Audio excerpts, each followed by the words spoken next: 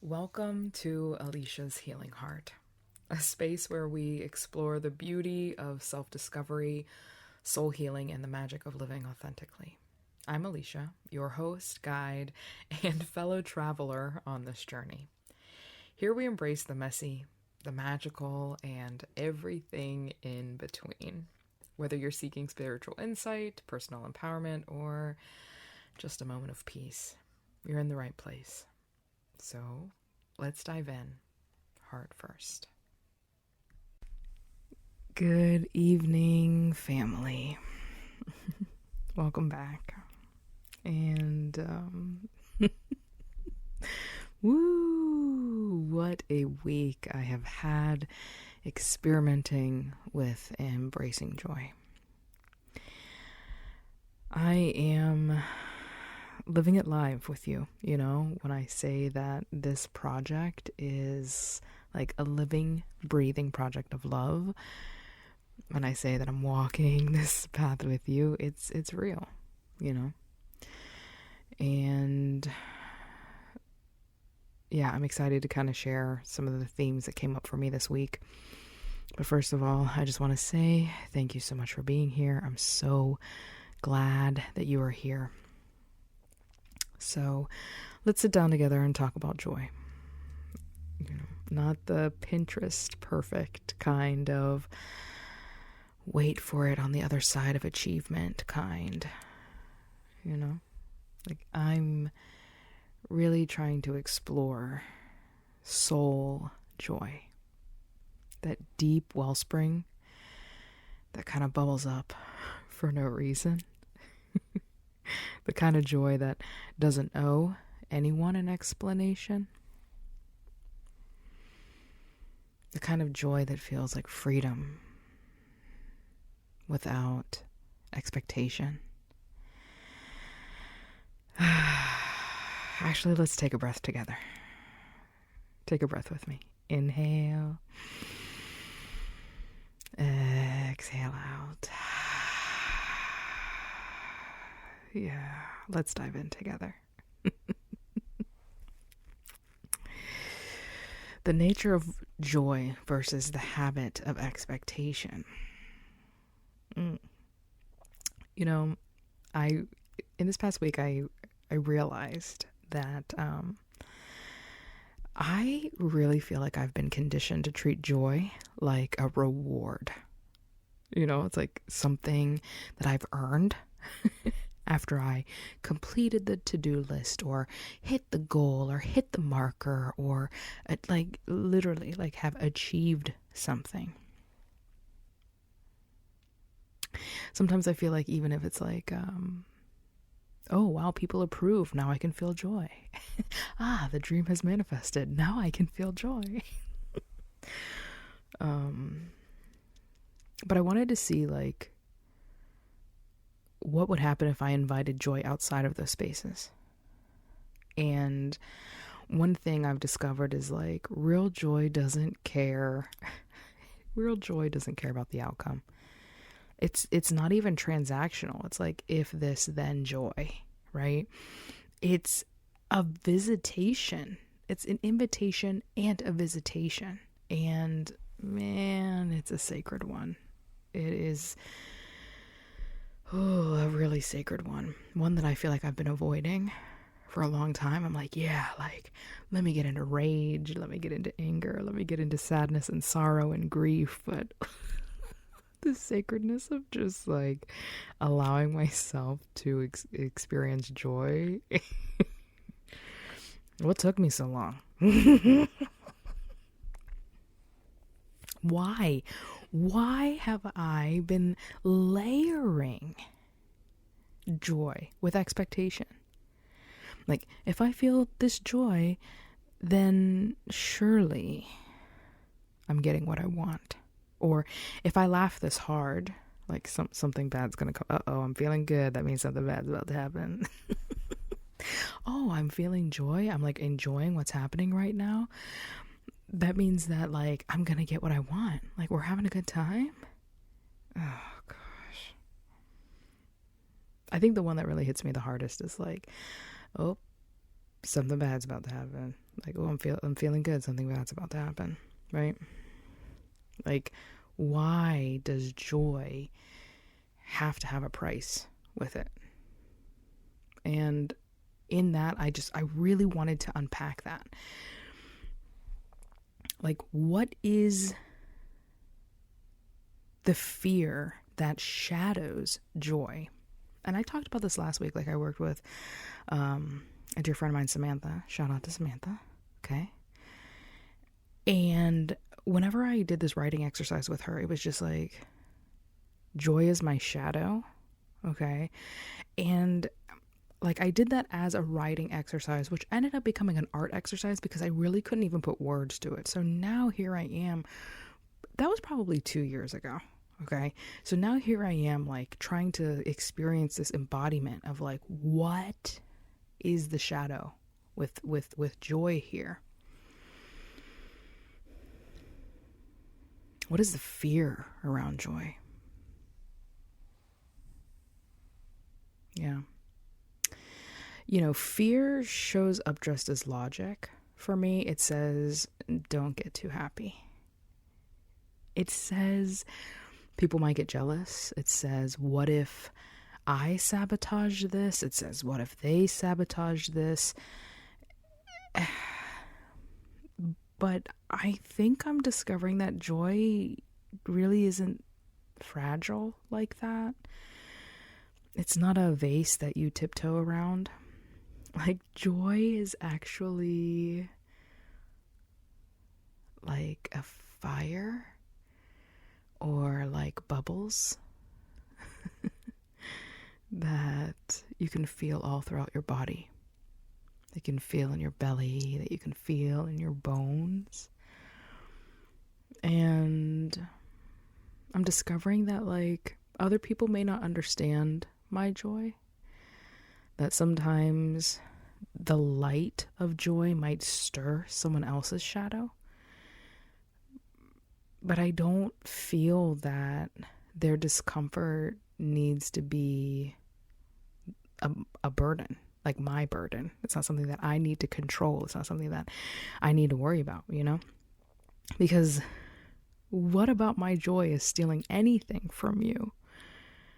You know, if anything, joy gives us an opportunity to discover or rediscover what is possible.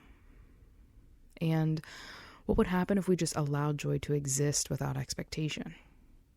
You know, without the expectation of how people are going to react, how I'm going to react, how my manifestations are going to react, how my goals are going to react. Like, what if it had nothing to do? Okay. No expectations. What if we allowed joy to exist without explanation? Like, I don't have to explain my joy to you. Oh my God. As a people pleaser. Yo, that's crazy. That's crazy. So if I allow my joy to exist without explanation, I had to explore, how am I explaining joy in the first place? I'm really happy today. Why? I'm really happy today because I got a raise.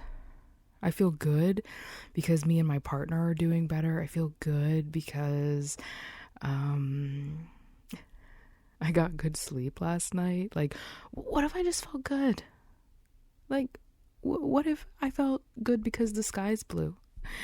What if I felt good because I made it through a hard day? What if I just felt good because my soul said yes?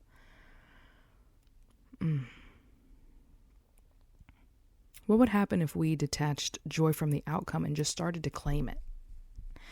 Like, if we stop holding it hostage to things going right and we just let joy exist as an experience and not a performance. I think that takes a certain kind of courage to laugh loudly when people are around, to laugh loudly when people are worried to dance when others are frozen, to feel joy in your body, even if your mind is still somewhere else, you know? Sometimes I guess I'll say, sometimes I fear that if I fully feel joy, that it'll disappear. And even when I say that out loud, it makes me want to cry. It's like, I don't want to feel joy because I'm afraid that I'm going to lose it, which that sounds like an abandonment issue. Not just kidding. Ew, yikes.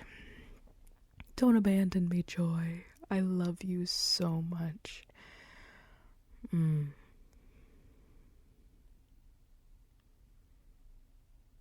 Yeah. Like maybe it'll just disappear. Sometimes I wonder, like, maybe I don't deserve to feel joy. Yeah. And like that sounds a little like, oh wow, that's depressing, but like it could be like I'm having a really good time, but I'm sitting next to somebody who's having a really hard time. Almost like joy guilt. Like they talk about like survivor's guilt, but it's like, man, like I feel guilty for feeling good about my life because so and so is having a rough time. Like I don't deserve to feel good because others around me don't feel good. Yeah. But it would be interesting to reframe joy. Like, joy isn't some trickster that's trying to like hurt other people. It's a teacher. It shows us where we're free. It shows us where we're alive, even inside of the darkness, even inside of the difficulty. Where we remember that pain isn't our whole story, right? Not that it isn't a part of the story, because, man, I mean, we all go through stuff, you know? But does the going through stuff have to hijack the whole experience? Can we not have the courage to like let joy live no matter what?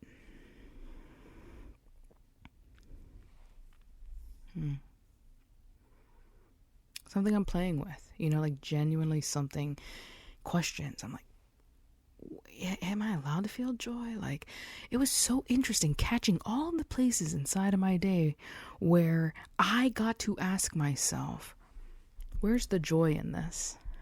Where's joy here? Like, oof, okay, I'm laying in bed scrolling TikTok. Where's joy here? You know, I'm driving in the car listening to music. Where's joy here? Where is joy?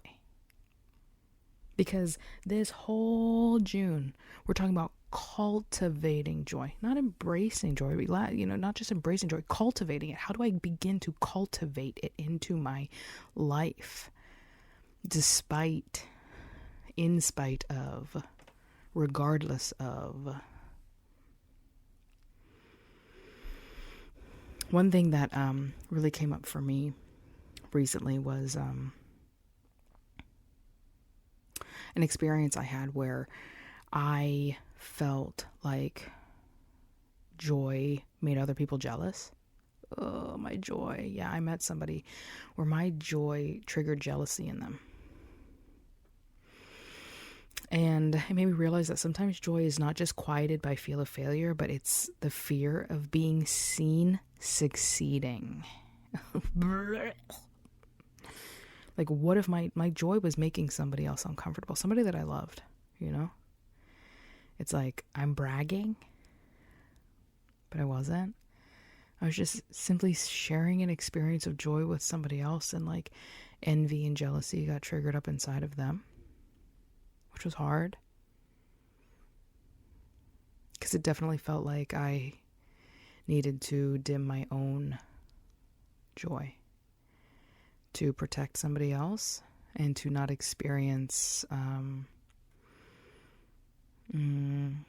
somebody else's pain. But I think that there comes a point where we got to be real. Like, there will be people who will project their own pain onto our joy, but we are not responsible for managing their experience. We are solely responsible for experiencing our own and living our own. And it was so wild to think that, like, joy might ruffle other people's feathers, but it could also really liberate someone. And it might give somebody permission to come back into themselves. So, lots of different interesting thoughts this week with joy. I wanted to leave you guys. I wanted to wrap this up with like a little soul practice. Let joy be just joy. So the next time you feel joy, pause. Okay? Don't explain it. Don't tie it to a thing, a person, or a win. Just let it be. Maybe close your eyes. Feel it move in your body. Where does joy live? Is it a flutter in your chest? A warmth in your hands? Is it a smile that requires no justification? And maybe just practicing, saying to yourself, I don't need a reason. Joy is the reason. And joy is reason enough. So in closing, joy isn't a trick. It isn't a reward. It isn't waiting for the stars to align or for people to approve. If you create the invitation, you can cultivate joy in any moment. It's here, right now, right now in this moment, because it is you. It's in you. And every time you let yourself feel it without guilt or without outcome, without managing someone else's perception, you actually create more room for others to do the same. It's like a interesting ripple effect. And I think that's the healing. Yeah. Ooh, that's the healing. I honor your joy. So let it be wild, let it be sacred, let it be yours. Thank you so much for being here.